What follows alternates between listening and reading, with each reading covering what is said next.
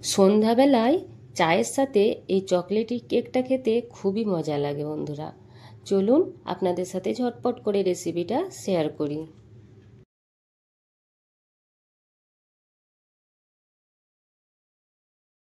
সবথেকে আগে আমি এখানে 80 গ্রাম মতো চকলেট নিয়ে নিয়েছি।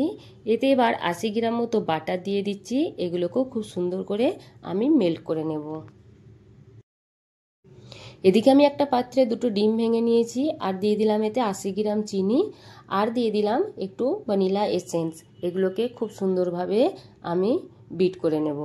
এখানে আমি হ্যান্ড বিটার ব্যবহার করছি। যদি আপনাদের কাছে হ্যান্ড বিটার না থাকে তাহলে আপনারা যে কোনো হুইস্কের সাহায্যে কিংবা হাতে চামচ দিয়েও করতে পারেন, কিন্তু অনেকটা টাইম লাগবে আর একটু কষ্ট হবে।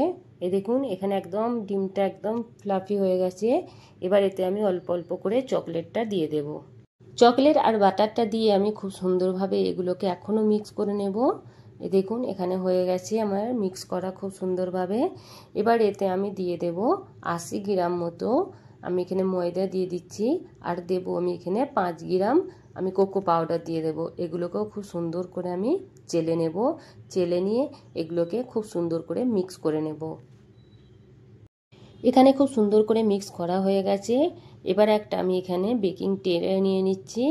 এই ট্রেতে আমি এটা ঢেলে নেব। বাটারটা যেটা বানিয়েছি ব্যাটারটা ঢেলে নেব এতে। দেখুন নিচেটা বাটার পেপার লাগিয়ে নিয়েছি। এবার এগুলো ঢেলে নেব। আর এই কেকটা আমি চুলোতেই বানাবো। এখানে আমি কড়াটা গরম করে নিয়েছি, 5 মিনিট আগে থেকে বসিয়ে দিলাম। এর উপরে একটা হাইটওয়ালা কোনো জিনিস ঢাকা দিতে হবে। দেখুন 45 মিনিট পরে আমাদের একদম রেডি হয়ে গেছে কেক। খুললে চলবে না বারবার, তাহলে কেক ভালো হবে না। এবার একটা টুথপিক দিয়ে আমি এইভাবে দেখে নেব যে কাঁচা না আছে নাকি ভিতরে। সাইডগুলো থেকে হালকা হালকা আমি চাকু করে এইভাবে ছাড়িয়ে নেব। নিয়ে এটাকে আমি কেকটাকে ডিমোল্ড করে নেব। এবার এটাকে আমি পিস করে নেব, ছোট ছোট পিস করে নেব।